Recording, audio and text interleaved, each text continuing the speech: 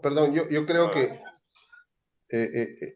Lucas va a dar un mensaje a la nación. A todos ustedes, de verdad, tomo todos sus comentarios con mucha humildad, pero también con mucha energía porque me motivan a seguir trabajando y hablando y siempre difundiendo las ideas de la libertad. Y de verdad que para mí es muy emocionante reencontrarme con tantos amigos que hemos estado juntos, no solo en los eventos académicos, sino también en las calles, ¿no es cierto? Cuando ha sido necesario movilizarnos para defender la libertad, ahí hemos estado muchísimos o casi todos los que estamos acá presentes, ¿no? Entonces, muy contento, muy feliz de estar acá. Yo les pediría, Eduardo, de repente si me puedes ayudar a compartir mi pantalla, porque he traído unas diapositivas para mostrarles de repente unos gráficos. Entonces, si me pudieran ayudar con eso, estaría... Ok, a ver, acá Ahora Kevin, te lo voy a Kevin es el compartir. encargado de la parte, digamos, tecnológica, porque tú sabes que ya nosotros somos un poco antiguos, todo esto es nuevo Sí, para nosotros. Kevin, por favor, apoya a Lucas en lo que está necesitando. Gracias. Kevin, Sí, ahorita le hago el anfitrión, no se preocupe. ya. Ya. Señor, señor Lucas, usted ahorita es el anfitrión. Puede ya, compartir pantalla. sí, ya lo tengo. Le agradezco mucho, Kevin. A ver, entonces, siendo las cosas así, voy a comenzar a compartir mis diapositivas. Yo quiero hacer una presentación que no sea demasiado extensa para poder tener tiempo para un diálogo, para poder tener tiempo también para las preguntas, ¿no? Básicamente, lo que yo quiero explicar en esta oportunidad es quiero hacer un breve análisis con todos ustedes desde la perspectiva del liberalismo acerca de cómo debe ser la Constitución y acerca de varios problemas inherentes a la actividad del Estado, ¿no es cierto? Cuando las personas ven un problema en la sociedad, muchas veces automáticamente dicen, el mercado tiene fallas, ¿no? El mercado de repente tiene algunos problemas y el Estado va a ser la solución, ¿no? Automáticamente cuando la gente percibe un problema, dice, el mercado es el problema, el Estado es la solución, tiene que haber una ley, una regulación, una intervención del gobierno para resolver los problemas de la sociedad. Eso es, digamos, lo que se piensa automáticamente, ¿no es cierto? Sin embargo, si nosotros analizamos un poco más el funcionamiento de la política, vamos a encontrar una serie de problemas graves. Y eso es lo que yo quiero, eh, digamos, debatir, discutir con ustedes en esta oportunidad. La presentación que yo voy a hacer tiene un fundamento teórico.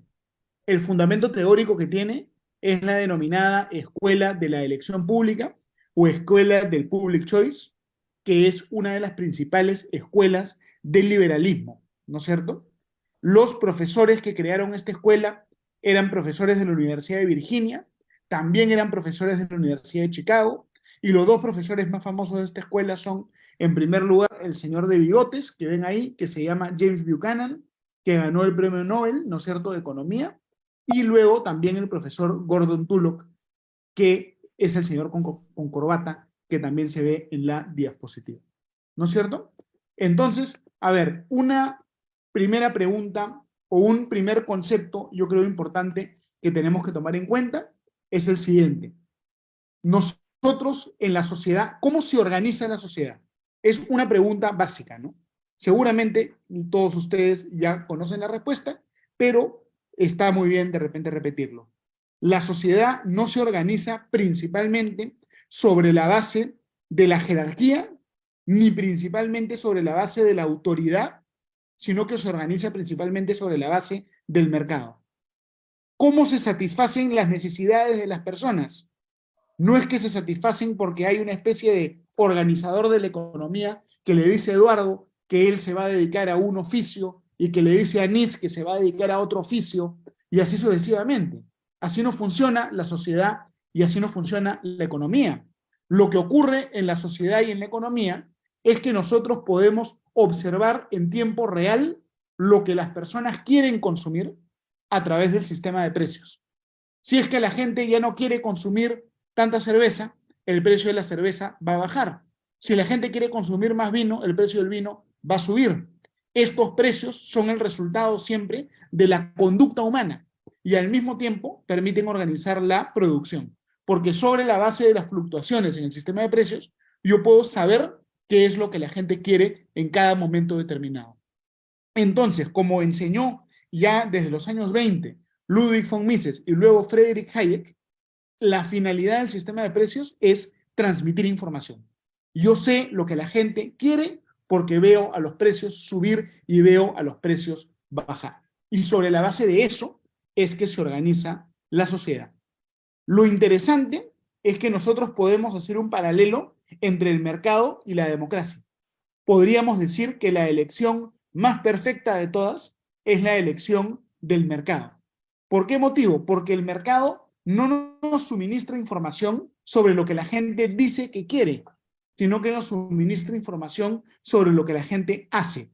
Tú consumes, tú dejas de consumir, tú compras, tú vendes. Todo eso es como un pequeño voto que contribuye a la formación de los precios, ¿no es cierto? Entonces el mercado es una manera de saber qué es lo que quiere la comunidad. Otra manera de saber qué es lo que quiere la comunidad es las elecciones, ¿no es cierto? Uy, ahí están haciendo unos dibujos en la pantalla, no sé si son los hackers. Pero a ver, continuamos, no hay ningún problema. Perdón, lo que pasa es que no se ve la imagen, no sé si les pasa a todos. No, es que yo no he avanzado con la Ah, ya, ok, presentación. ok, disculpa. Pero alguien ha puesto unas líneas amarillas ahí. Pero ya, no importa, no importa. Continuamos. Entonces, lo que yo estaba diciendo, ¿no es cierto? Es que si yo quiero saber qué es lo que quiere un grupo de personas, yo tengo dos alternativas. Una alternativa es dejar que el mercado me guíe. Yo puedo, por ejemplo, llevar a un grupo de personas a un food court y habrán unos que dirán, yo quiero comer pollo a la brasa, otros dirán, yo quiero ceviche, otros dirán, yo quiero comida criolla, etc. Otra alternativa es que yo haga una votación, ¿no es cierto? Que yo pida a la gente que vote.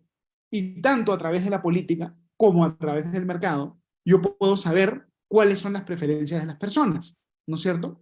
Lo que ocurre es que si yo utilizo la alternativa del mercado, cada uno va a poder consumir lo que quiere. Si yo utilizo la alternativa de la política, la mayoría va a tener lo que quiere y la minoría no, ¿no es cierto? Eso es una diferencia general entre el mercado y la política. Ahora bien, habiendo dicho eso, yo quiero explicar de repente algunas fallas, algunos problemas que nosotros encontramos en el proceso político y después quiero pasar a hablar ya de manera más directa sobre la Constitución. El proceso político está lleno de fallas. Una primera falla del proceso político es el denominado teorema de la ignorancia racional. Cuando nosotros tomamos una decisión individual, la decisión individual que tomamos usualmente va a ser una decisión racional. Si es que yo tengo que decidir si renuncio o no al trabajo, yo voy a pensar mucho esa decisión. Si yo tengo que decidir si compro o no un apartamento, si estudio en una universidad o en otra universidad, si me caso o no me caso, si me divorcio o no me divorcio, todas las decisiones personales que uno toma en la vida son decisiones que seguramente son muy bien estudiadas, muy bien meditadas. La razón de eso es que en el ámbito de las decisiones personales, la conducta del individuo determina el resultado. Si yo soy responsable, decido bien. Si yo soy irresponsable, decido mal. Por lo tanto, el incentivo es a ser responsable. En cambio, en el mundo de la política, de repente yo puedo pasarme un montón de tiempo leyendo todos los planes de gobierno, estudiando los antecedentes de todos los candidatos, investigando cuáles son las mejores propuestas, qué candidato tiene mayor catadura moral. Puedo dedicar un montón de tiempo a votar racionalmente. Sin embargo, mi voto, mi conducta no determina el resultado, sino que mi voto, mi conducta va a ser de repente una millonésima parte del resultado final. Porque la elección de ese candidato depende no solo de mi voto, sino del voto de un montón de personas. Por lo tanto, en el mundo de la política, la gente tiene un incentivo a no ser racional. La gente va a decir, ¿para qué voy a informarme? ¿No es cierto? ¿Para qué voy a votar racionalmente si es que el resultado no depende de lo que yo haga, depende de un montón de gente. Por consiguiente, la política no es racional, es irracional. La gente no vota por el mejor candidato, vota de repente por la persona que apela más a tus sentimientos, por quien tiene la sonrisa más bonita, de repente por la persona que empatiza más, ¿no es cierto? Pero no vota el candidato, no vota las personas necesariamente por el mejor. La política es irracional. No es que sea irracional solo en el Perú, es irracional siempre en todos lados. De repente puede ser un poco menos irracional en un lado que en otro, pero fundamentalmente es siempre irracional. Por eso es que la política no es que automáticamente sea un mecanismo a través del cual podamos resolver los problemas de la sociedad. Primera falla del sistema político. Una segunda falla del sistema político es el denominado problema de la agencia. Siempre que nosotros tenemos un representante y un representado, existe el riesgo de que el representante no represente bien a su representado. El representante es tan humano como todos los demás. Y la naturaleza humana no consiste en servir, en anteponer el interés ajeno sobre el interés propio, sino que la naturaleza humana consiste precisamente en velar por el interés propio. Habrán de repente personas excepcionales, ¿no? Gente muy altruista, gente muy desprendida, pero esa no es la regla general. La regla general es que los seres humanos buscan su interés propio. Por ese motivo, si es que el representado no fiscaliza a su representante, el representante eventualmente puede incurrir en actos indebidos, en actos de corrupción. En el sector privado es posible que se dé el problema de la agencia.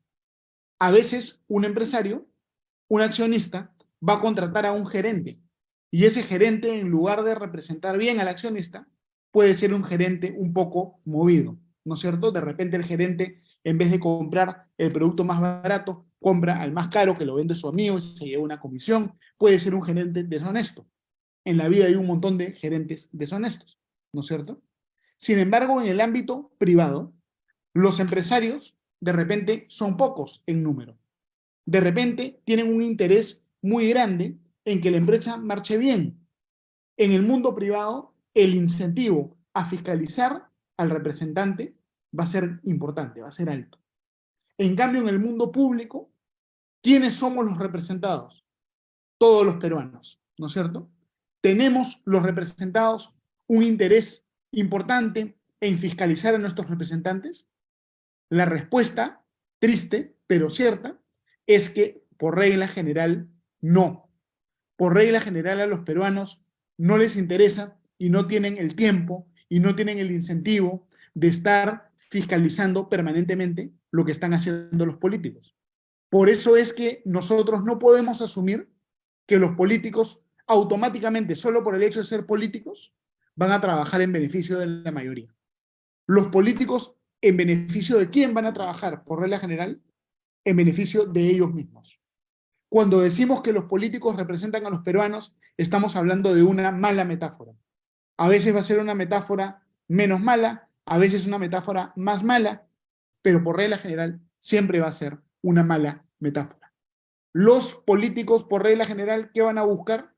Van a buscar beneficiar a sus amigos, de repente perseguir a sus enemigos, de repente defender una agenda ideológica, ¿no es cierto? Habrán algunos que quizá por coincidencia, por convicción, sí busquen lo mejor para el país, pero yo creo que no van a ser la mayoría, ¿no es cierto? Por eso este mito que a veces nos venden de que el Estado está al servicio de la mayoría, por regla general no se va a cumplir. Y cualquier teoría de las políticas públicas, del Estado, del derecho constitucional que nosotros vayamos a tener, tiene que partir de esta base, que es una base realista, que es la principal enseñanza seguramente del profesor James Buchanan. Yo les pregunto a ustedes, normalmente, ¿qué sector de la sociedad es quien tiene mayor capacidad de influir en el Estado? ¿La mayoría de la gente o de repente las minorías organizadas? una minoría pequeña que tiene un interés muy grande en algún tema, va a tener un incentivo mucho más grande de organizarse e influir en el Estado que de repente la mayoría. Nosotros en el Perú todos sabemos con mucha frecuencia el Estado termina trabajando en defensa de intereses particulares, ¿no? De intereses mercantilistas. Una empresa puede decir, en lugar de competir bajando mis precios, haciendo un mejor producto, yo lo que voy a hacer es influir en el Estado para que no pueda entrar la empresa de la competencia o para fastidiar a la empresa de la competencia. Y tenemos este fenómeno del mercantilismo en América Latina, que es muy grave y que yo creo que este es el fenómeno que los liberales tenemos que combatir con mayor persistencia para que haya en nuestro continente mayor igualdad de la ley y mayor respeto al sistema económico y que la gente empiece a darse cuenta que ser liberal no significa defender los intereses particulares, sino justamente buscar que haya una aplicación equitativa de la ley y un funcionamiento apropiado de la libre competencia. ¿No es cierto? Entonces, hay un montón de fallas en la democracia. Hay un montón de fallas en la democracia. Y yo lo que quiero manifestar, lo que quiero comunicar a través de estas fallas, es que no tenemos que tener visiones utópicas del Estado. No debemos tener visiones de fantasía del Estado. El proceso político está repleto de fallas. Así como hay fallas a veces en el mercado, hay seguramente muchas más fallas en el proceso político. Cuando alguien proponga una solución que se basa en el proceso político, tenemos que ser críticos, tenemos que ser escépticos, porque el Estado no funciona en un mundo ideal, sino que funciona lleno de estas fallas y lleno de estos problemas. Ahora bien, después de haber hablado un poco de estos temas, ¿no es cierto?, del proceso político, yo quiero hablar brevemente de la Constitución. Y yo les quiero formular una pregunta que quizá es una pregunta retórica respecto de la Constitución. Yo les quiero preguntar a ustedes, ¿qué parte de la Constitución creen ustedes que es la más importante? ¿La parte de la Constitución que reconoce derechos fundamentales? ¿O, por el contrario, la parte de la Constitución que establece la estructura del Estado? ¿Ustedes en qué país preferirían vivir? ¿En un país donde la Constitución reconoce derechos individuales, pero no organiza la estructura del Estado? ¿O por el contrario, en un país donde se organiza la estructura del Estado, pero no se reconocen los derechos fundamentales? ¿Cuál de estas dos funciones de la Constitución es la principal? Es la central, ¿no? Esa es la pregunta que yo les quiero formular y les pido que se tomen unos minutos para poder reflexionar sobre eso. Para poder aproximarnos un poco a esta pregunta, acá yo tengo varios gráficos que quiero compartir con ustedes. Estos gráficos son elaborados por el profesor Eric Posner de la Universidad de Chicago, que fue mi profesor en la maestría. ¿Qué muestra este gráfico? Este gráfico muestra a lo largo del tiempo cómo va cambiando el puntaje en materia de derechos humanos de diferentes países en el mundo. Y los países que están en color naranja son los países que son miembros de la Comisión de Derechos Humanos de la ONU. Y los países que están de color azul son los países que no son miembros del Comité de Derechos Humanos de la ONU. Y este gráfico nos muestra algo muy contraintuitivo. Aquellos países que están en el Comité de Derechos Humanos vulneran más los derechos humanos. Tienen un puntaje más bajo en materia de derechos humanos.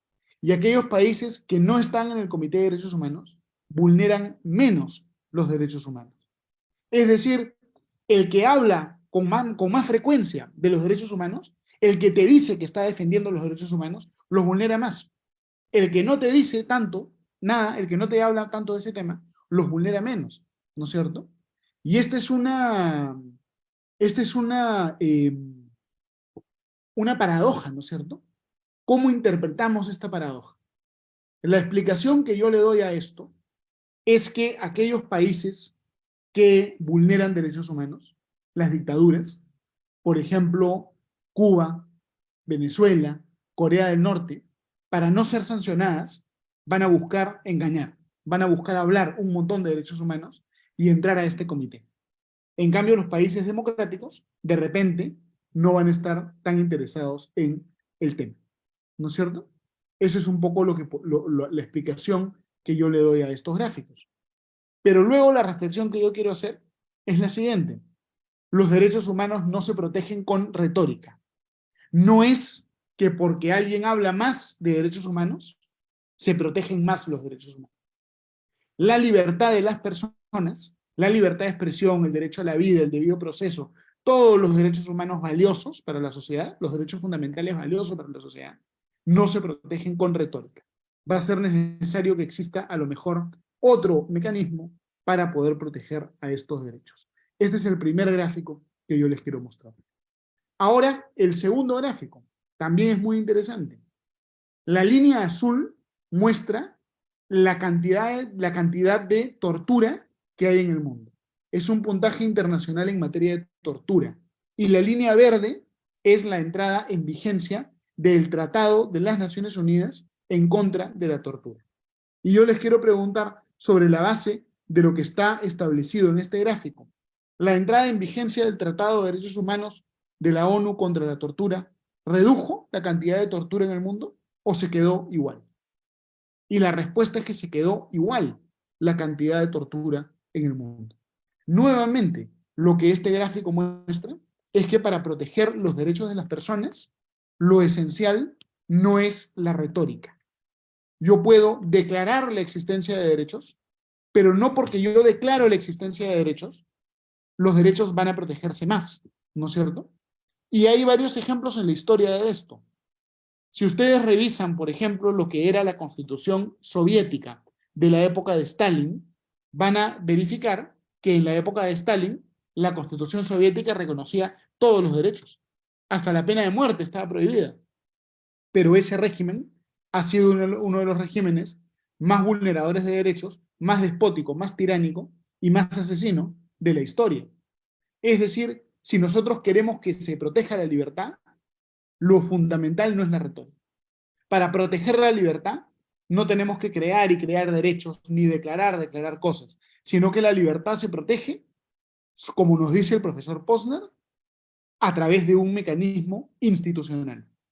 Si nosotros tenemos un Congreso que puede frenar el abuso del presidente, y un presidente que puede frenar el abuso del Congreso, y un Poder Judicial, Tribunal Constitucional, Ministerio Público, que puede frenar los abusos de los demás, si tenemos una separación de poderes y un gobierno limitado, de ahí, de esa limitación del poder, es de donde surge la efectividad de los derechos fundamentales. De repente yo no tengo un catálogo de derechos muy grande en la Constitución. Eso no es tan importante, porque un juez independiente va a poder desarrollar, ¿no es cierto?, va a poder identificar todos los derechos en su jurisprudencia. Entonces, lo que yo les quiero comentar es que, claro, a veces es muy bueno, es muy importante, muy ordenado que la Constitución enumere los derechos, pero que el punto verdaderamente clave para hacer una sociedad libre es la parte orgánica de la Constitución. La separación de poderes, el carácter limitado del gobierno, el hecho de que nadie pueda avasallar a los demás. Esa es finalmente el alma de la Constitución, el corazón de la Constitución. Y por eso es que es tan importante que nosotros en el Perú trabajemos para resguardar la separación de poderes. Porque en el Perú nosotros tenemos una democracia fragilísima. Si nosotros no cuidamos esta separación de poderes, podemos rápidamente caer en una dictadura. Vean ustedes cómo hemos estado al borde, al filo de la hecatombe, del abismo, y nos hemos salvado prácticamente por suerte, nada más, ¿no es cierto? En el Perú lo que tenemos que hacer nosotros es cuidar la democracia. ¿Cómo pienso que la debemos cuidar? Acá me estoy saliendo un poco de repente del libreto, pero ¿cómo pienso que la debemos cuidar? Yo creo que nuestro norte principal tiene que ser la lucha contra la fragmentación electoral. Si es que nosotros tenemos 20 candidatos, 25 candidatos o más en la siguiente elección, lo que va a pasar es que el voto se va a partir en porciones mínimas. Los dos candidatos que van a pasar a segunda vuelta sumados no van a llegar de repente ni al 40%, de repente ni al 35% van a llegar. ¿Y eso qué cosa puede generar? Eso lo que puede generar es una elección muy polarizada, un Congreso muy atomizado, que no tenga capacidad de hacer cosas, y finalmente el deterioro de la institucionalidad. Por eso es que yo hace unos meses, hace como dos meses, 3 meses, lancé una propuesta que fue adoptada por un parlamentario. ¿Cuál fue mi propuesta? Que si un partido político va solo a la elección, que la valla electoral sea muy alta. Si yo quiero ir solo, con mi inscripción solito, que la valla sea 12, 13%. Si yo me junto con otro partido, que baje, ¿no? Del 12 al 11. Si me junto con 2 partidos, puede bajar al 10. Si me junto con 3, que baje al 9. Si me junto ya con un montón de partidos, baja al 5, al 4. El sistema tiene que incentivar las alianzas, porque en el Perú nosotros no podemos tolerar que haya derecha caudillista o izquierda caudillista o caudillos de todos los colores. A los caudillos son la ruina de América Latina. Debemos eliminar a los caudillos. Lo que debemos buscar, desde mi punto de vista, es una derecha institucional, una izquierda también institucional. ¿Eh? Nosotros no vamos a destruir a la izquierda, siempre va a haber una izquierda. A los liberales no nos va a gustar, ¿no? Pero va a haber, y tiene que ser institucional. Entonces, la lucha para preservar la democracia, pienso yo, tiene que ser en este momento una lucha en contra de la fragmentación electoral, ¿no? Por ahí una reflexión. Ahora bien, ya para ir cerrando. Lucas. Ahora sí ya podemos. Ahora sí ya podemos. Ya, perfecto, muchas gracias. A ver, para redondear la charla, que ya vamos en la última parte, yo les quiero preguntar a ustedes, a modo de pregunta retórica también, ¿la Constitución debería ser una Constitución larga o debería ser una Constitución corta? O de repente no importa si es larga o corta. De repente es indiferente, ¿no? Yo les quiero hacer esa pregunta. ¿Importa la longitud de la Constitución o no tiene ninguna importancia este factor? Para abordar un poco esta pregunta, yo quiero referirme a un trabajo muy interesante que ha publicado un profesor de la Universidad de Cambridge llamado George Sebelius. Es un profesor de nacionalidad griega. ¿Qué cosa demuestra George Sebelius? Él demuestra, en primer lugar, que los países que tienen constituciones más largas, como pueden ver en el gráfico, tienen la tendencia de tener constituciones más frágiles. Las constituciones más largas normalmente se cambian con mucha rapidez, sufren un montón de modificaciones. En cambio, los países que tienen constituciones cortas prácticamente nunca cambian su constitución. Un primer dato, ¿no? Interesante. Un segundo dato interesante es que aquellos países que tienen constituciones más largas tienden a ser países más pobres, y aquellos países que tienen constituciones más cortas tienden a ser países más ricos. Yo no estoy diciendo que haya un tema de causalidad. Lo que estoy diciendo acá es que hay un tema de correlación. Yo no sé si el país pobre tiene una constitución larga porque es pobre, o si es pobre porque tiene una constitución larga. Lo que yo sé es que el país pobre tiene la tendencia, tiende a tener una constitución más larga que el país rico. Y finalmente, lo que muestra el profesor Sebelius es que aquellos países que tienen constituciones largas tienen la tendencia a tener mayor corrupción, y aquellos países que tienen constituciones cortas tienen la tendencia a tener menos corrupción. Entonces, la pregunta que yo me hago es, ¿cómo explicamos estos gráficos? ¿Por qué son tan buenas aparentemente las constituciones cortas y tan malas aparentemente las constituciones largas? ¿No es cierto? ¿Qué cosa ocurre acá con la longitud de las constituciones que es tan determinante, ¿no? Y el análisis que yo hago es el siguiente. La Constitución es una norma rígida. ¿Qué significa que la Constitución sea una norma rígida? Que yo no la puedo cambiar con mayoría simple de votos. Yo para cambiar la Constitución necesito una supermayoría de votos en el Congreso. De repente 75% de votos o referéndum, ¿no es cierto? Por consiguiente, si es que yo en la Constitución pongo todo mi plan de gobierno, si es que yo en la Constitución pongo todas mis ideas de cómo tiene que ser el Perú, eso termina siendo antidemocrático. Porque cuando la Constitución crece y crece y crece y crece, la democracia se achica, se achica, se achica, se achica. La Constitución es una institución limitadora de la democracia. Lo que la Constitución dispone, ¿no es cierto? El Congreso, el proceso político, ya no lo puede deshacer con facilidad. Por consiguiente, una persona que quiere zanjar todo, determinar todo en la Constitución, es un autoritario. Y una Constitución larga es un corsé que va a apresar la democracia. Por eso es que las constituciones largas terminan siendo muy frágiles, porque el ganador del momento ya impone su plan de gobierno a través de la Constitución, el perdedor del momento se siente fastidiado, y por eso, cuando una Constitución es muy larga, hay una presión para cambiar la Constitución, y ocurre lo que pasaba en América Latina en el siglo XIX, ¿no? Que pasábamos de una Constitución liberal a una conservadora, a una liberal, a una conservadora, como si fuese un péndulo. La idea de una Constitución es que la Constitución sea corta, para que la gente la pueda conocer, la pueda leer, la pueda entender, no solo los abogados, sino la gente en general, como ocurre en los Estados Unidos, que a veces la gente tiene su pequeña Constitución en la guantera de su vehículo, por ejemplo. La idea es que la Constitución sea una Constitución estable para que pueda dar seguridad jurídica. Yo estaba revisando alguna data. La edad promedio de una Constitución en el mundo es de 17 años. Es una locura, ¿no es cierto?, que las constituciones tengan en promedio una expectativa de vida menor que las personas. Una constitución que en promedio dura 17 años no cumple su rol de limitar el poder, sino que solamente es un espejo, un reflejo del poder, ¿no es cierto? Por todos esos motivos, esa es un poco la idea de constitución que creo que hay que tener, ¿no? Estable, corta, que dé seguridad jurídica.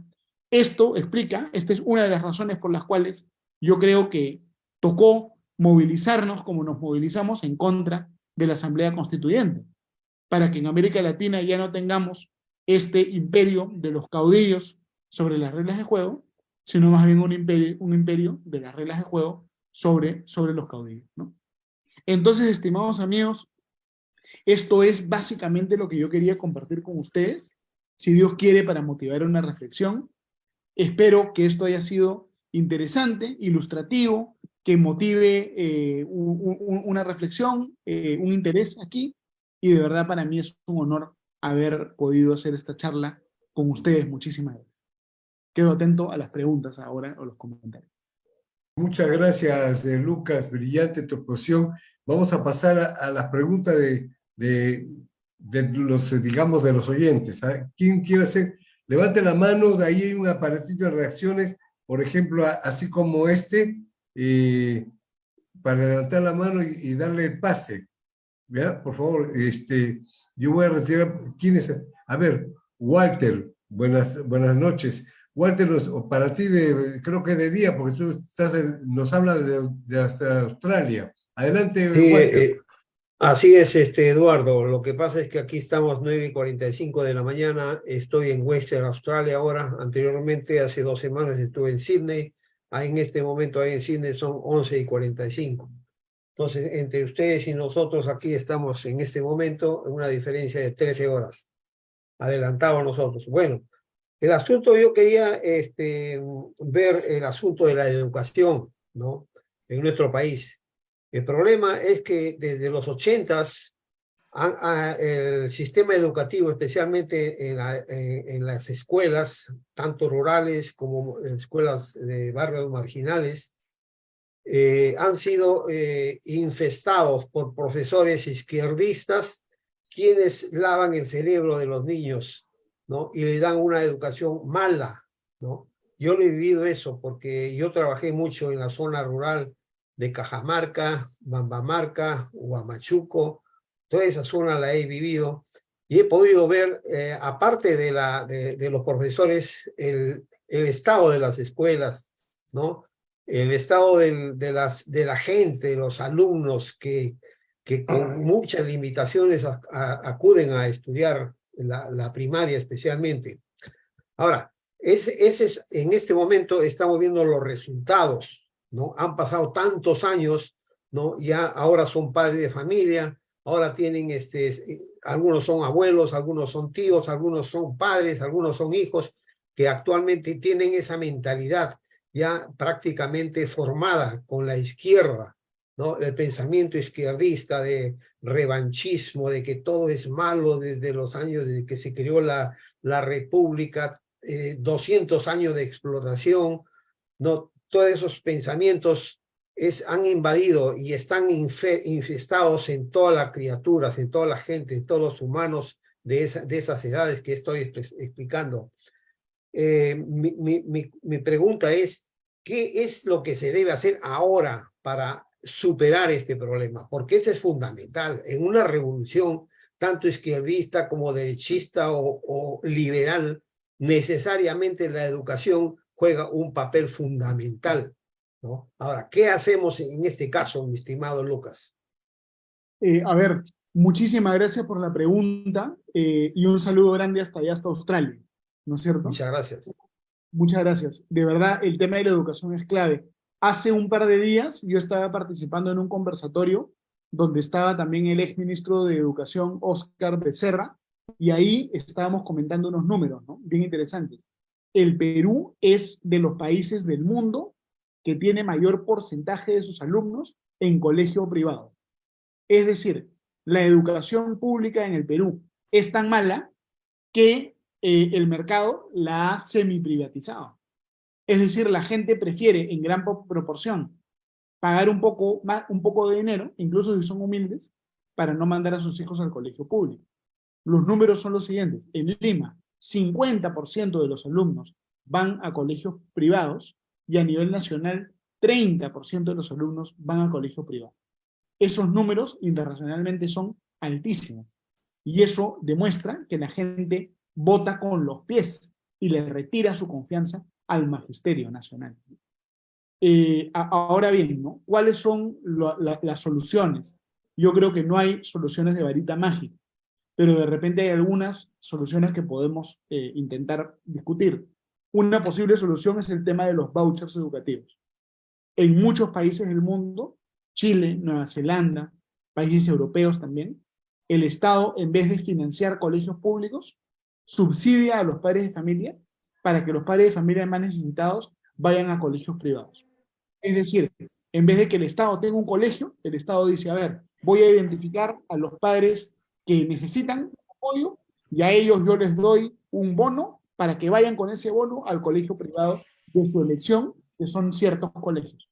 Y eso permite que haya libre competencia. Cuando hay un sistema monopólico, la calidad es mala. Cuando hay libre competencia, la calidad mejora, ¿no es cierto? Entonces el sistema de vouchers educativos puede ser una solución. El problema es que los vouchers educativos pueden funcionar de repente en una ciudad, pero en el ámbito rural nunca va a poder funcionar. Porque en una escuela no puede haber 10 colegios. En una aldea no va a haber 10 colegios, va a haber una sola escuela, ¿no? Entonces son soluciones importantes, pero parciales. El otro problema que tenemos en el Perú es el problema de la estabilidad laboral, que no solo es del sector de educación, sino de todos los sectores. En el Perú es prácticamente imposible despedir a un trabajador que se desempeña mal. Entonces, si nosotros no cambiamos las reglas de estabilidad laboral para facilitar el despido, va a ser prácticamente imposible sacar a esta gente de ideologías radicales o hasta algunos filoterroristas que puede haber en el sector de educación. Entonces, hay una reforma que hay que hacer, que va a ser políticamente difícil de implementar, pero que de todas maneras la tenemos que implementar. Yo estaba inclusive conversando hace poco con unos amigos, con José Luis Gil, del GEIN, y él proponía, por ejemplo, que los oficiales de las Fuerzas Armadas en retiro podrían asumir inclusive una función docente, ¿no? Entonces, no hay soluciones fáciles, pero por lo menos en la lluvia de ideas, a lo mejor algo de lo que he dicho ayuda para resolver el problema. Muchas gracias. Gracias, Lucas. Elber, tu pregunta, por favor. Sí, muchas gracias. Lucas, realmente tu exposición ha sido una continua reflexión. Creo que todos nos hemos hecho esas preguntas y estamos pendientes de qué se puede hacer. Creo que este es el motivo de la reunión y los que estamos acá y que tenemos capacidad de pensar, creo que podemos dar algunos aportes, como has mencionado, lluvia de ideas, ¿no? Yo quisiera, en la primera parte, yo soy psicólogo de profesión y trabajo con organizaciones haciendo mejoramiento del clima laboral, pero también una de las cosas que hago bastante de hace muchos años es focus group en los candidatos, ¿no es cierto? Entonces, en psicología política hay un principio que se llama el principio de Pocho Rospigliosi, ¿no? Eso es lo que le gusta a la gente, ¿no? Cuando uno hace focus group y averigua sobre el candidato, la gente, ¿qué te dice? Estoy hablando de clase media, alta, baja, ¿no? Te dice, oye, es blanquito, qué bonito, habla bonito, ¿no? O sea, pero usted ha leído su propuesta, no, pero es blanquito, mira, ¿no? O sea, me acuerdo mucho en las zonas urbanas marginales, ¿no? Ese toma más que yo, dice, ¿no? Es más borracho que yo, o sea, ese es un buen candidato, ¿no? Entonces, luchamos contra una idiosincrasia de la gente que tú le hablas bonito, ¿no? Y la gente vota por ti, o va a comer chicharrones, ¿no? O toma un vaso de chicha de jora, o de repente se pone a bailar guayno, ¿no? Entonces, tenemos un grupo altamente sensible al voto emocional. Es más, las elecciones, y eso lo sabemos muy bien, se ganan en la cola. Perdón, Ya estoy activado, sí. No es un voto racional. Entonces, si nosotros analizamos las elecciones que hemos tenido y preguntamos si la gente ha leído la Constitución o ha leído no lee su propuesta, simplemente me gusta porque es gordito, porque es blanquito, porque se viste de blanco, porque viene con su esposa, aunque la esposa no habla, ojo, viene con su esposa, ¿no? Entonces tenemos una idiosincrasia de la gente que vota por la gente que más le gusta, no porque tiene la mejor propuesta. Ahora, tu propuesta es subversiva, ¿no? Porque trata de revertir, ¿no? Y crear una nueva conciencia, no sé cuántos años o generaciones nos demora eso, ¿no? Pero un poco que la gente cree que el Estado le debe dar todo. A mí me tiene que dar esto, ¿no? Hablaste de la estabilidad laboral, ¿no? O sea, la gente dice que el Estado le debe dar trabajo. Entonces, tenemos una sociedad electoral o un grupo electoral o una banda electoral, no sé cómo llamarlo, ¿no? Que lo que quiere es que el candidato le solucione sus problemas. Y recalco el problema de la educación que se lo hace un momento, ¿no? El Estado es fuerte en la medida que el hombre es débil. Entonces, mientras menos le enseñe, ¿no? Entre menos le enseñe, mientras menos sepa, el Estado es más fuerte. Entonces tenemos gente adolescentes que tú le preguntas quién es César Vallejo y te dice es el que creó la universidad, ¿no? Están más pendientes que ese Nicolás Porchela o la Yajaira, o sea, están más pendientes de eso y los medios de comunicación se prestan para eso, pero no nos damos cuenta que el futuro político se lo estamos hipotecando a un solo candidato o a un solo gobernante. Entonces mi pregunta va referida a eso. ¿Crees que es importante que podamos perfilar o podamos tener un perfil ideal de los candidatos políticos o vamos a seguir con esta secuela de que gana el que regala fosforitos para la cocina, el que regala las ollas, o la persona que habla bonito, o el que habla mal, ¿no? Porque también tenemos presidentes que hablaban recontra mal, ¿no? Y inclusive le dijo uno, yo soy como tu padre, y el chico le dijo, prefiero ser huérfano, ¿no?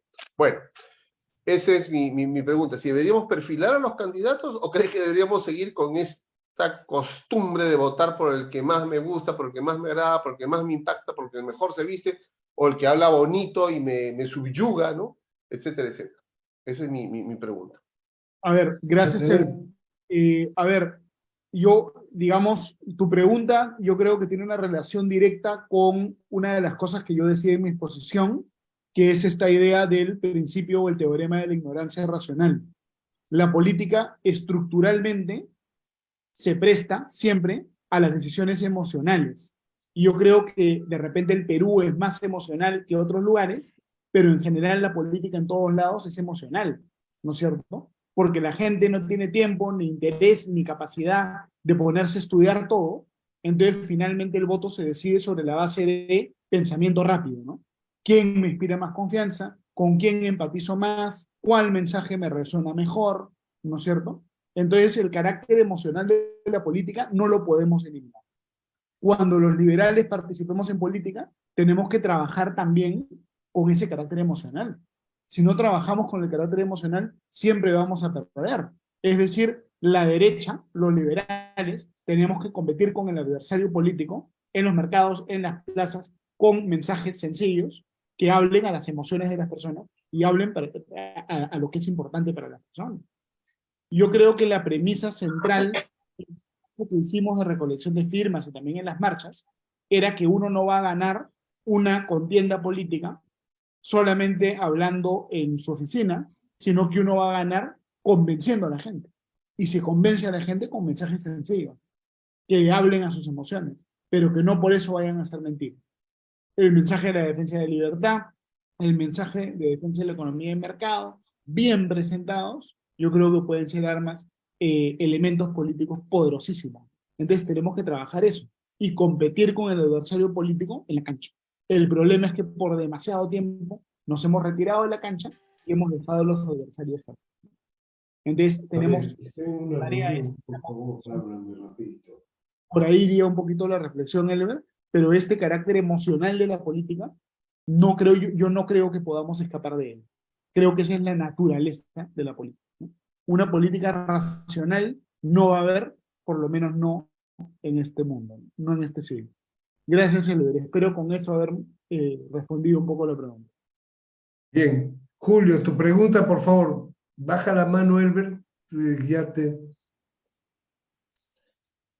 Sí, mi pregunta va sobre el segundo punto de problema de la agencia, en que se supone que tenemos representantes, sobre todo en el Congreso, y yo veo que eso está bastante influenciado por las instituciones políticas que no hay partidos políticos realmente, y lo otro es la relación que existe con los impuestos. Esto viene de Estados Unidos, representation without taxation o taxation without representation. Y la gente por eso que tampoco contribuye y el Estado también se supone que es más pobre que lo que debería ser. Esa sería mi pregunta. Por favor. A ver, cómo no, Julio. Antes de responder directamente el tema del problema de la agencia y los impuestos, quiero, antes de que se me olvide, comentar algo respecto a la pregunta de Elber. Yo creo que sí hay pequeñas cosas que podemos hacer para que la política sea más racional. Por ejemplo, el voto voluntario. Si el voto fuese voluntario y no obligatorio, la gente que no le interesa no votaría. Entonces tendríamos un panorama, el resultado de la elección reflejaría más lo que la gente de verdad piensa. Porque es muy distinto una persona que está convencida por un candidato que una persona que dice, no, en realidad yo no quiero a nadie, prefiero quedarme en mi casa. Entonces el voto voluntario yo creo que puede dar lugar a una mayor calidad de la elección. Otro tema que puede dar lugar a una mayor calidad de la elección es reducir el tamaño de los distritos electorales. Si nosotros elegimos 31 congresistas por Lima, multiplicamos 31 por 10, 12, 15 listas, es una elección con montones de candidatos. Nadie tiene idea quién es candidato. Entonces la gente no vota prácticamente por ningún candidato al Congreso, solo marcan las listas. Es decir, no vota por nadie al Congreso, no se siente representado por nadie al Congreso. Yo creo que la reforma electoral tiene que ser reducir el tamaño de los distritos, que ya no sean 31 congresistas por Lima, sino partes Lima de repente en 6, y en cada uno de esos espacios escoges a 1 o a 2, o a 3, para que la elección sea más manejable y por lo tanto sea más fácil estar informado. Con estas reformas, no es que la política vaya a ser totalmente racional, pero yo creo que puede ser un poco más racional, ¿no? Ahora bien, respecto de lo que dice Julio, ¿no? Evidentemente, la idea americana de no taxation without representation se basa en la idea de que solo un gobierno que yo escojo me puede imponer a mí el pago de tributos, ¿no es cierto? No me pueden a mí imponer el pago de tributos si no hay representación, si no hay democracia, ¿no? De ahí proviene el principio de legalidad en materia tributaria. Por eso es que es inconstitucional, por ejemplo, que a través de un decreto legislativo se cree un impuesto. Un impuesto solo se puede crear por ley, ¿no?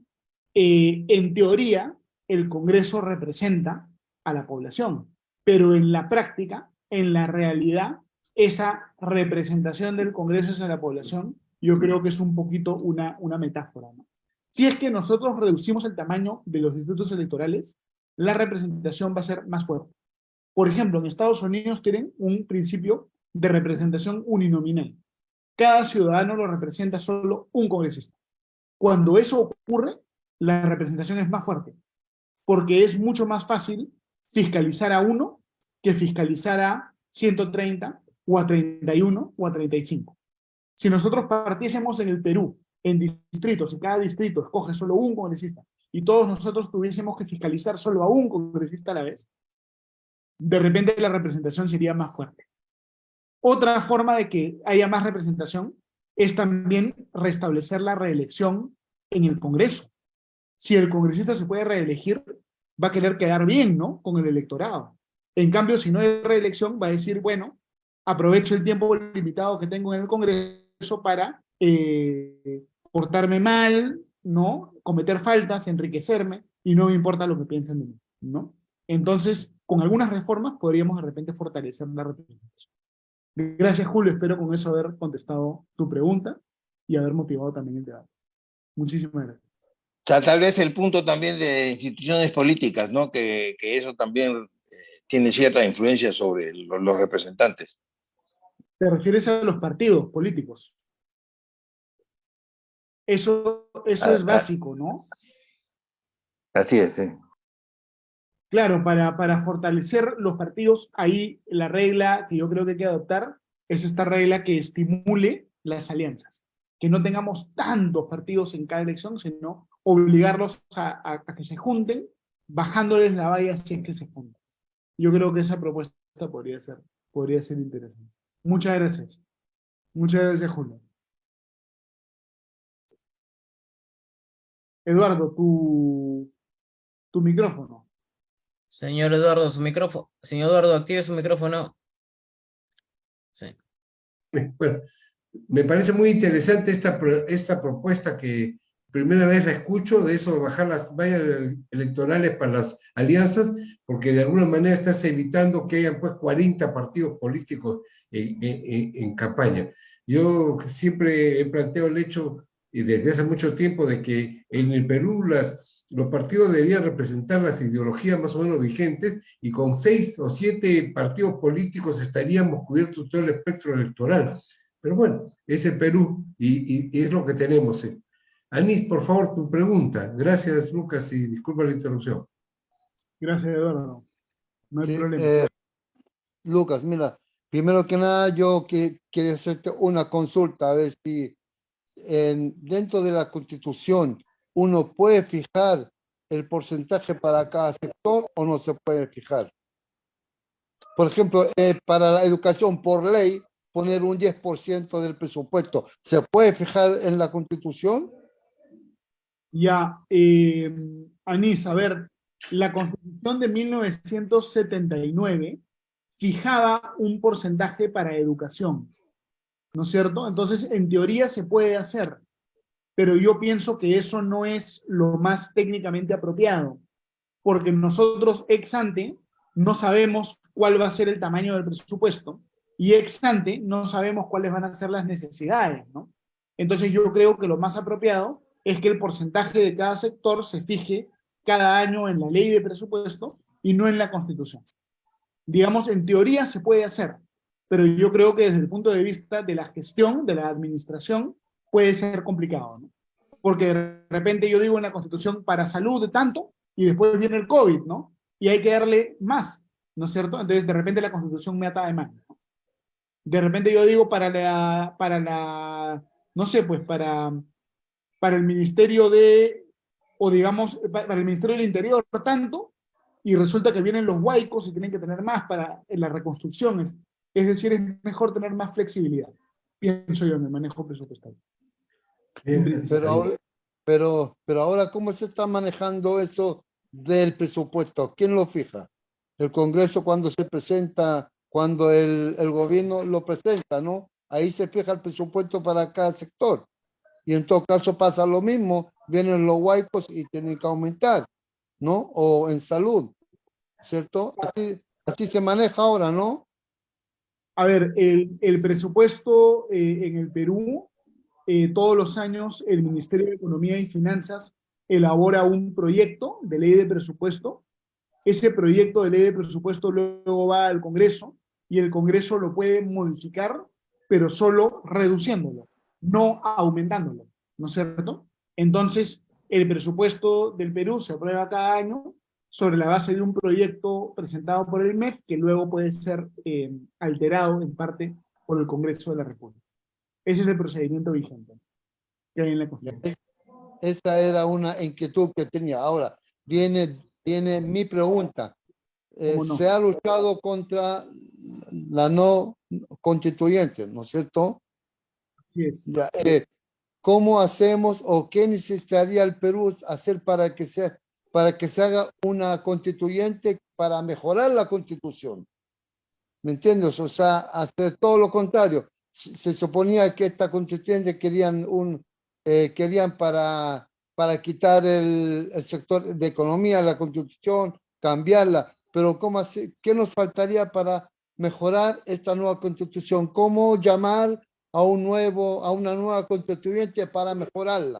¿Qué faltaría en el Perú? Hacer más conciencia de las libertades económicas, de las libertades personales. ¿Qué se necesitaría para ir convenciendo a la gente que se necesita una nueva constitución, pero para mejorar esta que tenemos? Gracias, Anís, por la consulta. Yo creo que en el Perú todos nosotros tenemos que ser propagandistas de la democracia. En el Perú hay mucha gente que no cree en la democracia.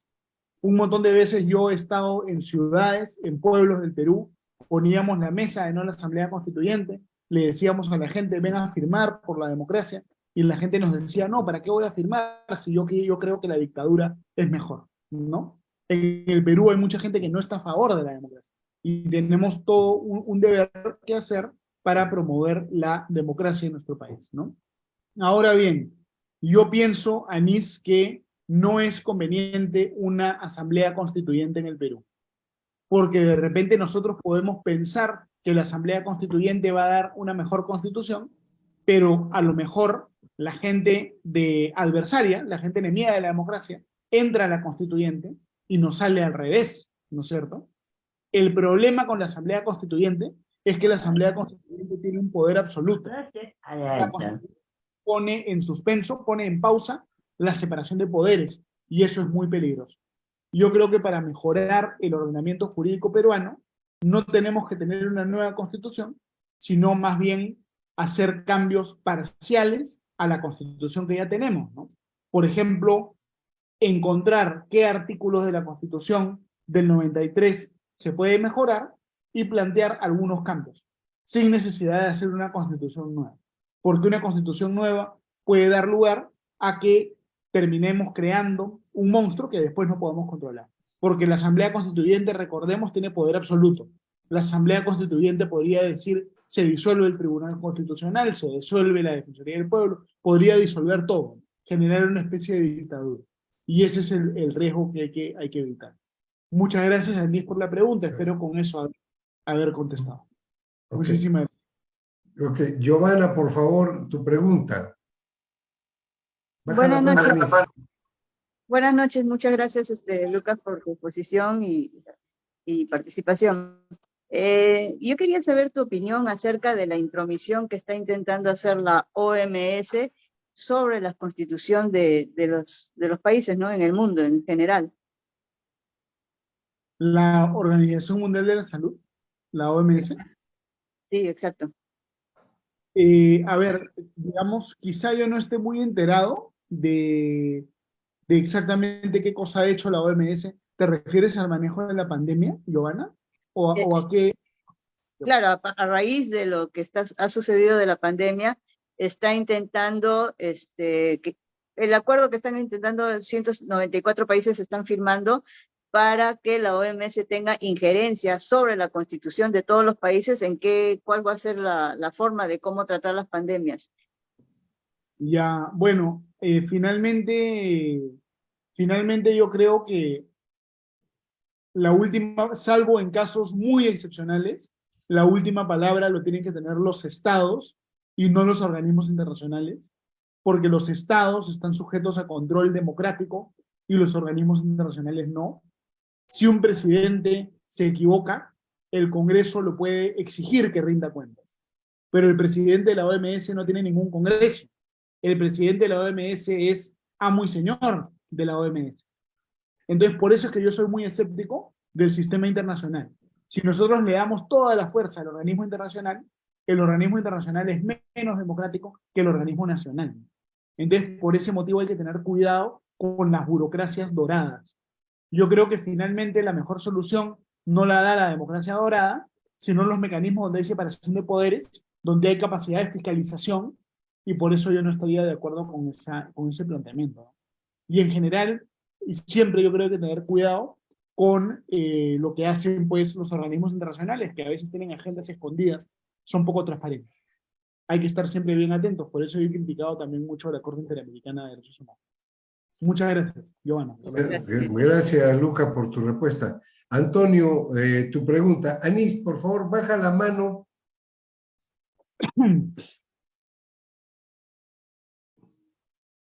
Adelante, Antonio. Baja, prende tu... Sí, eso, sí, sí, eso. estaba en mute, sí. Gracias, Eduardo. Lucas, felicitaciones, excelente presentación, excelentes conceptos sobre lo que es constitución. Yo creo que esto es un poco lo que ha movido acá a tu audiencia sobre la importancia que representa la constitución, cómo entenderla.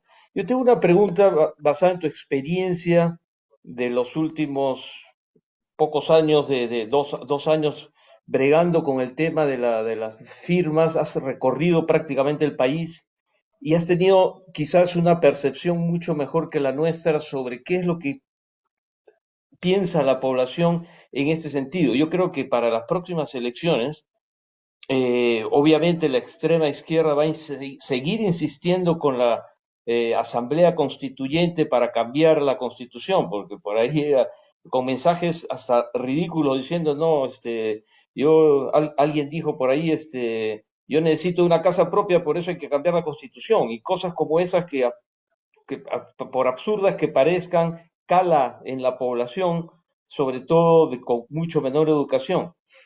Y me dio la impresión, no sé, yo no recuerdo bien las últimas encuestas que salieron sobre, a la pregunta, ¿quieres una asamblea constituyente o apoyarías una asamblea constituyente? Me dio la impresión de que sí había gran número que sí quisiera eso o no. ¿Cómo has percibido tú? ¿Tienes datos o alguna encuesta adicional a eso? Porque yo creo que la gran discusión para las próximas elecciones va a ser otra vez este tema de Asamblea Constituyente.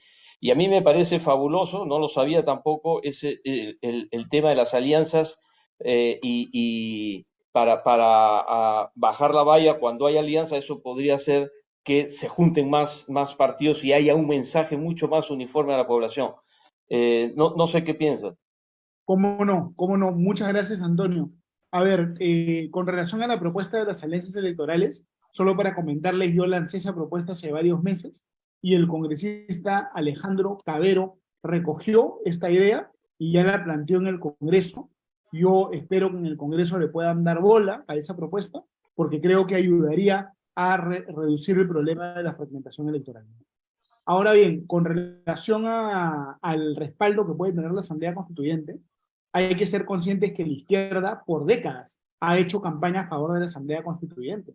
Nosotros hemos empezado ayer y hemos tenido bastante éxito, ¿no? Hemos juntado un montón de firmas, hemos movilizado a la gente, los que estaban a favor nunca juntaron firmas y nosotros sí, ¿no? Es decir, tuvimos un trabajo de movilización bien importante, pero yo me temo que hay un porcentaje de la población, sobre todo en el sur del país, que sí está de acuerdo, que sí ha creído en la idea de la Asamblea Constituyente. Entonces yo creo que la misión tiene que ser en los próximos meses y en los próximos años hacer una campaña intensa, sobre todo en el sur, para refutar la opinión de la izquierda extrema. Cuando uno va al sur del Perú, cuando yo he ido a Cusco, a Puno, a Juliaca, a Arequipa, a Tacna y a otras ciudades, y uno habla con claridad de por qué no hay que hacer asamblea constituyente, la gente escucha. Yo creo que hay que ir mucho más al sur, hay que ser agresivos en el sur, hay que disputarle a la izquierda extrema lo que ellos creen que es su territorio, ¿no? Competir en ese mercado con ellos, y creo que se puede tener un éxito y podemos evidenciar las falacias del otro lado. Pero el único remedio es hacer campaña en defensa de... Y hay que seguir haciendo. Lucas, si quisiera añadir algo al respecto. El tema de la izquierda es que habla siempre cosas muy generales, no se expresan con claridad y la gente que lo escucha es gente menos preparada y que finalmente se quedan con los eslóganes, las cosas simples, y siempre son, digamos, muy efectistas, pero no quiere decir que tengan la razón, como tú lo acabas de explicar. Y ya que no había levantado la mano nadie más, te quiero hacer una pregunta. ¿Cuál es tu opinión respecto a la renovación por tercios del Parlamento, debida cuenta que el Parlamento en el Perú y en América Latina en general, como en el mundo también, tiene muy mala imagen? Entonces, ese creo que sería otro de los factores que podríamos tratar de poner para que tengan mucho más, más popularidad, mayor representación y más fácilmente sean renovables. Por favor, Lucas.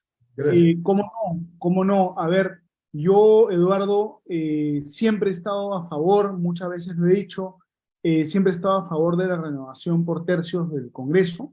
Lo bonito de la renovación con tercios es que te permite que el pueblo tenga más control sobre el proceso político. Si es que el presidente le va mal, ¿no es cierto?, el pueblo lo puede castigar, le quita su mayoría. Si el presidente le va bien, el pueblo refuerza su mayoría. Entonces fortalece el sistema democrático. Si hubiera habido renovación por tercios, en la elección de renovación por tercios, de repente los niños los votaban en el Congreso y era más fácil vacar a Pedro Castillo, por ejemplo. Es decir, es una buena figura para que haya una válvula de escape en la política. Además, lo otro bueno que tiene la renovación por tercios es que obliga a los partidos políticos a trabajar de manera mucho más constante, ¿no es cierto? Por ejemplo, no es que yo participo en una elección general y me olvido 5 años, sino que tengo que participar en otra elección. Entonces, obliga a los partidos a tener más actividad y por lo tanto dificulta la aparición de los vientres alquilados, ¿no? Por eso totalmente a favor yo de esa propuesta. Muchas gracias, Eduardo. No, gracias a ti. Kevin, tu pregunta, por favor. Y después baja la mano, por cierto. ¿Qué tal, Lucas? ¿Qué tal? Un gusto conocerte por este medio. Mi pregunta es, sabemos que ahorita el tema de la tecnología, las inteligencias artificiales, por ejemplo, ahorita, pero se ha comprobado justamente en las últimas elecciones que las redes sociales han tenido un gran impacto, inclusive han influenciado mucho en la toma de decisiones en algunos votantes. Ahora, inclusive también se han creído este tema de la Asamblea Constituyente, que es positivo, justamente, y eso. Y mi pregunta es, ¿cuál es la estrategia, a menos en lo que respecta a esa gente que se deja influenciar por estos medios, por las redes sociales? ¿Cuál es la verdadera estrategia que se debe implementar? Esa es mi pregunta. A ver, gracias, Kevin. Mira, yo no soy experto en redes sociales. Habrá gente experta que va a tener la capacidad de responder esa pregunta mucho, mucho mejor, ¿no es cierto? Yo lo que quiero enfatizar es lo siguiente. Yo he tenido data. A veces la gente se emociona mucho con las redes sociales nuevas como TikTok, como Instagram, ¿no es cierto? Yo la información que tengo es que TikTok e Instagram prácticamente solo existen en la ciudad. Es decir, si tú usas TikTok e Instagram, vas a llegar a Lima, nada más. A Lima, Arequipa, Trujillo. Si tú quieres llegar a la gente en el resto del país, la red social que tiene más penetración es Facebook. Facebook sigue siendo la red social más fuerte en el Perú, de lejos, sobre todo entre sectores económicos distintos al sector económico A. ¿No es cierto? Entonces a veces la gente se emociona, ¿no? Piensa que Instagram es el mundo. Instagram es la gente joven del sector A y B, ¿no? Entonces, yo creo que por ahí hay un análisis, ¿no? Y yo he hablado con mucha gente experta en comunicaciones y ese es el mensaje que me dan. Ojo, ¿no? No olvidar de la penetración de cada red, ¿no? La Claro, red claro. Justamente el detalle era, y que me llamó mucho la atención, es que, por ejemplo, cuando ganó las elecciones, bueno, cuando postuló Pedro Castillo, hubo una gran campaña por redes sociales, al menos para incentivar su imagen y todo, pero la verdadera estrategia, donde yo sí me di cuenta, eran en los grupos de Facebook. Ahí donde la gente, digamos, más de provincia, tiene más contacto, comenta más, inclusive se deja influenciar más en lo que tema de grupo de Facebook. Claro, exacto. Lo clave son los grupos de Facebook Y yo creo que hoy en día la red Al menos en social provincias, sí. más creo que la red social más fuerte ni siquiera es Facebook, sino WhatsApp, ¿no es cierto? Todo se maneja en los grupos de WhatsApp. Entonces hay que verlo así, ¿no? Lo más importante es WhatsApp, después Facebook y después todo lo demás. Creo que por ahí hubo un poquito del análisis, pero nada, mucho que discutir y yo no soy tampoco experto en ese tema. Listo. ¿No? Bien. Muchas A gracias. ver, Aldo, tu pregunta, por favor. Está con el audio apagado, Aldo. Buenas noches a todos, buenas noches Lucas, te felicito por esta exposición y mi pregunta va a lo siguiente, el gran tema del problema que tenemos actualmente del país es que no se forman mayorías en el Congreso. La Constitución del 79 trató de arreglar este tema dado el antecedente que hubo con el gobierno de Belaúnde y nuevamente hemos caído en ese tema de que no se forman mayorías en el Congreso y hay una ingobernabilidad que le estamos viviendo en estos momentos, con mayor razón con la serie de grupos que se han formado al respecto. En muchos países se realizan primero las elecciones parlamentarias, lo sabemos, caso Francia, inclusive en Colombia. ¿Qué opinas tú de realizar primero las elecciones parlamentarias que permiten generar mayoría para luego, posteriormente, una elección presidencial? Ya el elector, sabiendo que hay una mayoría en el Congreso, generalmente vota dándole la mayoría al presidente porque sabe que va a ser un mandato fuerte y un mandato que va a permitir realmente hacer las acciones de gobierno que se requiere para los países. Gracias, esa es mi pregunta, Gersi, gracias. Muchas gracias por la pregunta, Pedro. A ver, habían varias propuestas, ¿no? Había una propuesta que decía que la elección al Congreso sea simultánea con la elección a la segunda vuelta presidencial. Yo creo que esas son ideas interesantes y son ideas atendibles, y si yo tuviera que votar a favor o en contra de esa propuesta, yo votaría definitivamente a favor. Otro factor importante al momento de determinar la fragmentación electoral en el Congreso es el tamaño de los distritos electorales. Nosotros en ciencia política tenemos dos extremos. Un extremo es la representación proporcional y otro extremo es el distrito uninominal. Si nosotros elegimos 31 congresistas por Lima, van a entrar congresistas de todos los partidos. Lima tiene congresistas de todos los partidos, de Perú Libre, de Acción Popular, de Avanza País, de Renovación, de Verónica Mendoza, todos los partidos, aunque hayan sacado pocos votos en Lima, tienen congresistas por Lima. Si nosotros redujésemos el tamaño de los distritos electorales y ya no se escogen congresistas por Lima, sino por distritos, un congresista por distrito, todos los congresistas de Lima serían de un solo partido, serían todos del partido de Renovación, porque ese fue el partido que fue número 1 en Lima, ¿no es cierto? Es decir, el sistema electoral produce un Congreso fragmentado. Si nosotros elegimos congresistas en distritos más pequeños, el Congreso va a ser menos fragmentado. Y esa tiene que ser una reforma importante. Yo creo que un gran problema en el Perú, el Congreso es fragmentado en el Perú, porque nosotros elegimos congresistas por regiones. La región es muy grande. El congresista debería representar un espacio geográfico mucho más acotado. De repente, provincia, distrito, va a depender. O grupos de distritos, grupos de provincias, ¿no es cierto? Por ejemplo, si una región escoge 5 congresistas, habría que partir esa región en 5, para que cada congresista represente un quinto de la región. Eso es lo que se debería hacer. Con ese sistema, el Congreso tendría 2, 3 partidos, en vez de 12, 13, 15. Sería como Estados Unidos, como Inglaterra, que tienen 2, 3 partidos, porque tienen el sistema de elección uninominal. Por ahí yo creo que va un poquito el análisis, pero la otra propuesta de elección parlamentaria en segunda vuelta también estoy de acuerdo, también es buena propuesta. Muchas gracias, Pedro, por la pregunta. Gracias, Lucas. Angelina, tu pregunta, por favor. Bueno, gracias. Me gustaría escuchar a Lucas con su excelente exposición que nos ha brindado.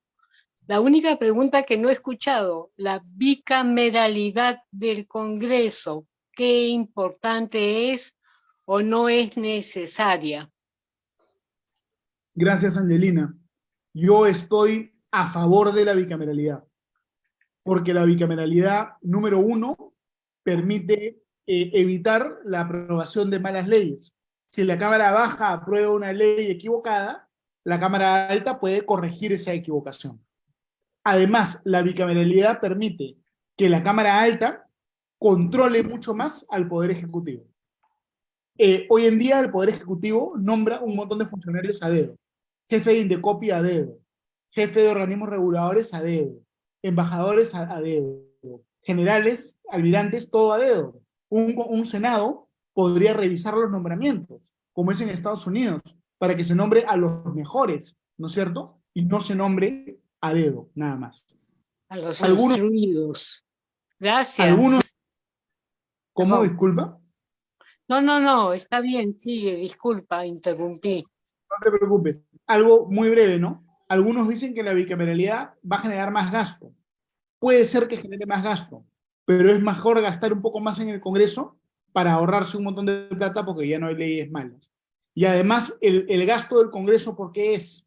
El gasto del Congreso es porque los congresistas formalmente tienen derecho a 2 asesores, pero en la práctica todos tienen como 7, 8, 9 asesores, porque le sacan la vuelta a la norma y tienen asesor de comisión, asesor de bancada.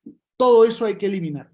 La regla debería ser cada congresista un asesor, 2 asesores máximo. Ahí sí tiene que haber política de austeridad en el Congreso, porque ya se pasan gastando demasiado en personal, ¿no? Eso sí, hay que ajustarlo un poco, pero yo creo que la bicameralidad en general es buena, ¿no? Lucas, acá Luis Herrera quiere hacer una pregunta, lo que pasa es que no tiene cómo levantar la mano. Adelante, Luis, gracias. Tu micro, Luis, tu micro, actívalo. Luis, Ahora ya. sí, ahora sí. Ahora sí. Sí. A ver, Lucas, te agradezco mucho por la brillante exposición. Yo quisiera centrar un poco el tema puntualmente. Considero que la Constitución que tenemos es la que nos ha llevado al desarrollo y evidentemente, tú siendo constitucionalista, entiendo que sabes claramente, bajo las reglas de esta Constitución, cuáles son los rubros que tú crees que deberían de cambiarse o modificarse o mejorarse, bajo el entendido de que no existe constitución perfecta porque todas tienen de alguna manera algunos cabos sueltos que con el tiempo se pueden ir ajustando. Pero en el caso específico de esta constitución, que repito, nos ha llevado al desarrollo con algunas circunstancias que podrían mejorarse, yo quisiera saber, bajo tu óptica, nos digas, ¿cuál crees tú que sería el rubro que debería mejorarse? A ver, muchas gracias por la consulta.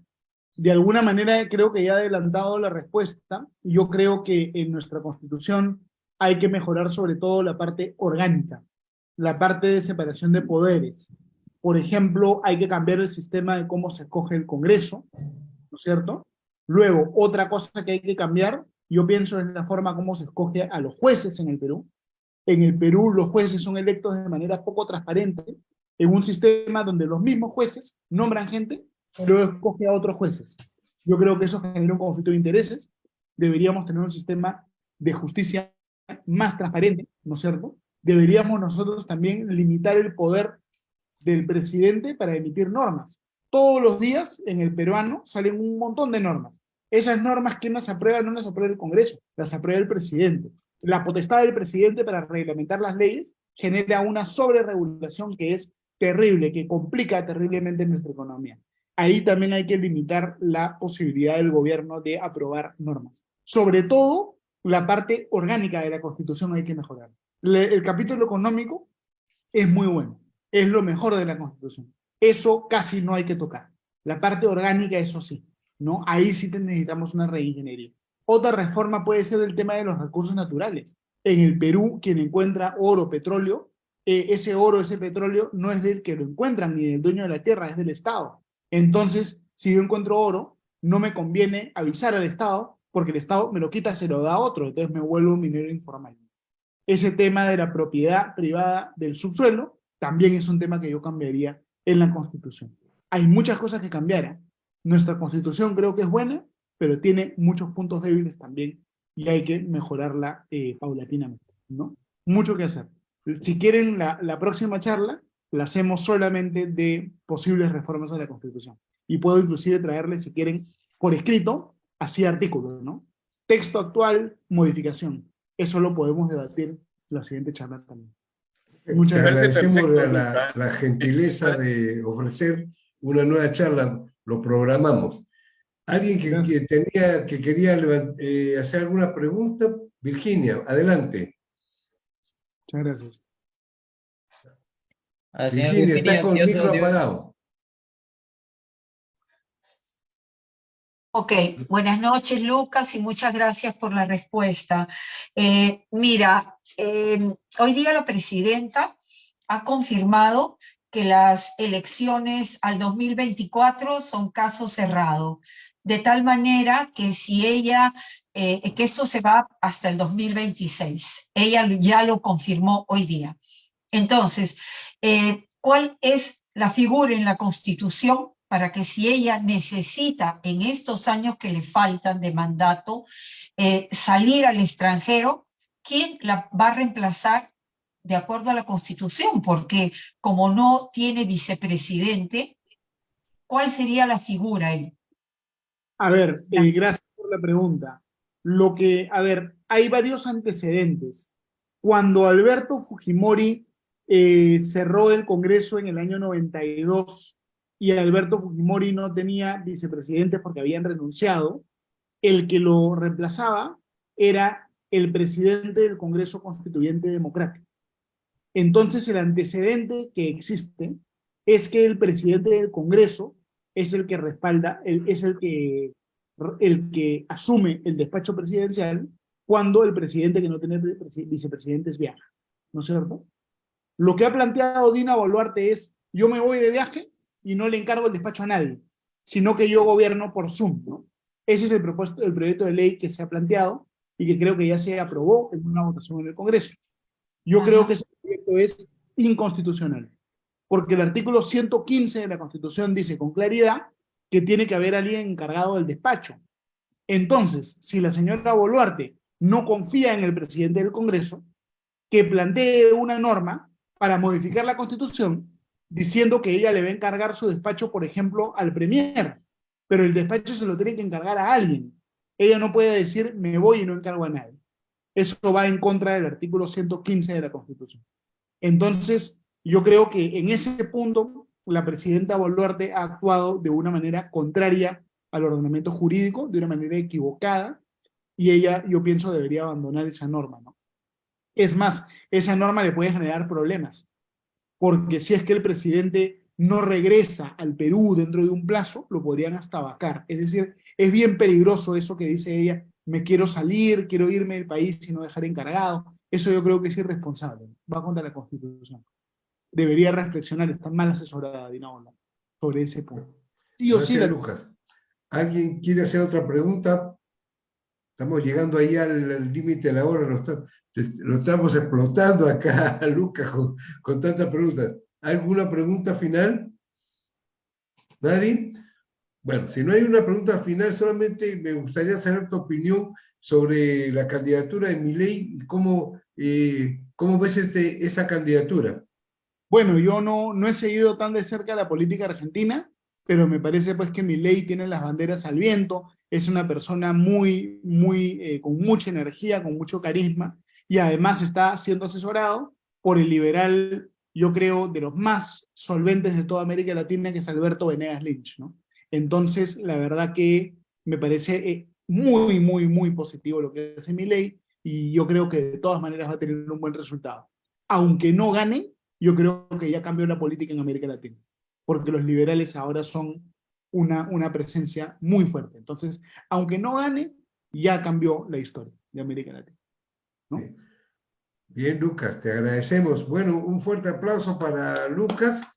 Y bueno, quedamos comprometidos para conversar sobre lo que habíamos hablado. Y bueno, muchas gracias por tu presencia. Siempre aprendemos y sobre todo que estamos generando una corriente opinión que nosotros esperemos lo sigamos retransmitiendo para que las ideas de la libertad se vayan consolidando en nuestro país. Lucas, muchas gracias por tu presencia. Muchas gracias. Gracias a todos ustedes. Muy feliz de estar. Gracias. Gracias. Bueno.